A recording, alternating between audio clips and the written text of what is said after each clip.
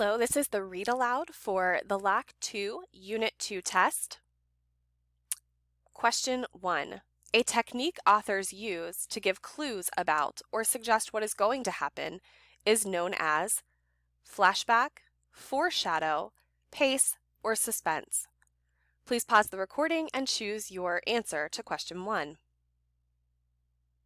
Question 2. Read this excerpt from After 20 Years by O. Henry. The policeman on the beat moved up the avenue impressively. The impressiveness was habitual and not for show, for spectators were few. The time was barely 10 o'clock at night, but chilly gusts of wind with a taste of rain in them had well nigh depeopled the streets. Trying doors as he went, twirling his club with many intricate and artful movements, turning now and then to cast his watchful eye adown the Pacific thoroughfare, the officer, with his stalwart form and slight swagger, made a fine picture of a guardian of the peace.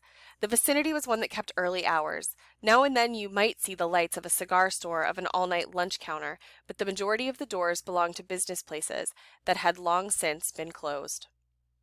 Which statement best explains how the author's choice of setting affects the plot? It emphasizes how the weather patterns in New York City can affect people's lives. It shows that Bob and Jimmy might not be able to meet because of inclement weather. It demonstrates O. Henry's deep understanding of what life is like in New York City. It explains why Bob does not recognize his friend Jimmy when he talks to the policeman. Please pause the recording and choose your answer to question 2. Question 3. Reread this example of foreshadowing from After 20 Years by O. Henry.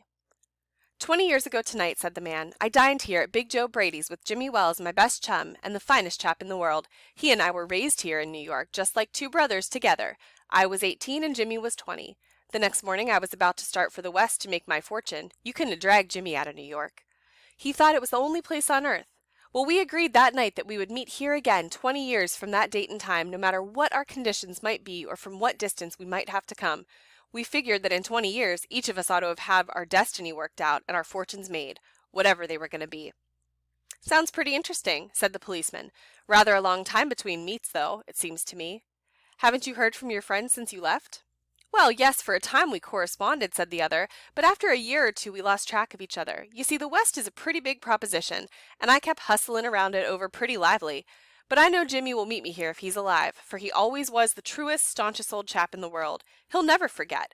I came 1,000 miles to stand in this door tonight, and it's worth it if my old partner turns up. The waiting man pulled out a handsome watch, the lid of it set with small diamonds. 3 minutes to 10, he announced. It was exactly 10 o'clock when we parted here at the restaurant door. Which piece of textual evidence from After 20 Years best supports the idea that Silky Bob has done well for himself in life? The waiting man pulled out a handsome watch, the lid of it set with diamonds. I've had to compete with some of the sharpest wits to get my pile. You see, the West is a pretty big proposition, and I kept hustling around all over it pretty lively. Or the man in the doorway struck a match and lit his cigar. Please pause the recording and choose your answer to question 3. Question 4. Read this excerpt from After 20 Years by O. Henry. About 20 minutes he waited, and then a tall man in a long overcoat with collar turned up to his ears hurried across the opposite side of the street. He went directly to the waving man. Is that you, Bob? He asked doubtfully. Is that you, Jimmy Wells? Cried the man in the door. Bless my heart! Exclaimed the new arrival, grasping both the other's hands with his own. It's Bob, sure as fate. I was certain I'd find you here if you were still in existence. Well, 20 years is a long time. The old gone, Bob. I wish it had lasted so we could have another dinner there. How has the West treated you, old man?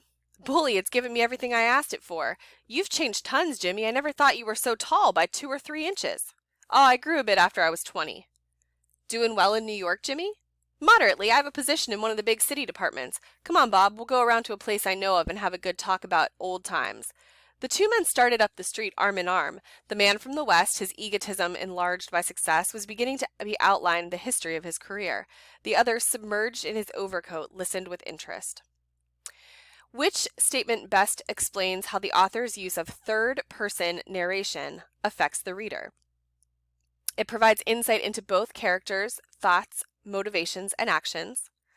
It allows for better understanding of the main character only. It allows for a plot twist since the reader doesn't know either character's thoughts, or it makes the motivation of one character clear to the reader. Pause your recording and choose an answer to question 4. Question 5. Read the excerpt from After 20 Years by O. Henry. At the corner stood a drugstore brilliant with electric lights. When they came into the glare, each of them turned simultaneously to gaze upon each other's face. The man from the west stopped suddenly and released his arm. "You're not Jimmy Wells," he snapped. 20 years is a long time, but not so long to change a man's nose from a Roman to a pug." "It sometimes changes a good man into a bad one," said the tall man. "You've been under arrest for 10 minutes, Silky Bob. Chicago thinks you might have dropped over on our wires, and she wants to have a chat with you." Going quietly, are you? That's sensible. Now, before we go to the station, here's a note I was asked to hand you. You may read it here at the window. It's from Patrolman Wells." The man from the west unfolded the little piece of paper handed him. His hand was steady as he began to read, but it trembled little by little as he finished. The note was rather short. "Bob, I was at the appointed place on time. When you struck the match to light your cigar, I saw on it the face of a man wanted in Chicago. Somehow I couldn't do it myself, so I went around and got a plainclothes man to do the job. Jimmy." Why is this conversation the climax of the story? It is the most exciting part because Bob becomes angry. The characters reach a turning point in the action when Bob is arrested. Readers learn what Jimmy looks like and that he was earlier at the meeting place. Or readers learn what Jimmy looks like and that he was at the earlier meeting place. Pause your recording and answer question 5. Question 6. How does the ending of the story function as a plot twist? A predictable event takes place at the beginning of the story. An unexpected event takes place at the beginning of the story. A predictable event takes place at the end of the story. An unexpected event takes place at the end of the story. Please pause your recording and choose your answer to question 6. Question 7. Which statement best explains how the author's use of foreshadowing affects the story? It adds to the surprise created later when it's revealed that Jimmy did meet Silky Bob. Indeed, Bob is saying these words to Jimmy himself. It adds humor to the story since readers, unlike Silky Bob, already know that he's speaking to Jimmy when he delivers these lines. It creates suspense by hinting at the fact that Silky Bob already knows that Jimmy will not show up to meet him. Or it creates mystery in the story by subtly suggesting that something awful has happened to Jimmy. Please pause the recording and choose your answer to question 7. Question 8. How does O. Henry craft After 20 Years to create surprise?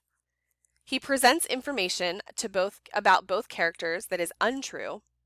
He makes the setting dark and dreary to create an ominous mood. He gives little information about the policeman so readers do not suspect him as Jimmy. Or he sets the story in the West so the readers suspect Bob the whole time. Please pause the recording and choose your answer to question 8. This finishes the first set of questions on the unit test. The next recording will be a read aloud for the cold read, and it will be questions 9 through 15.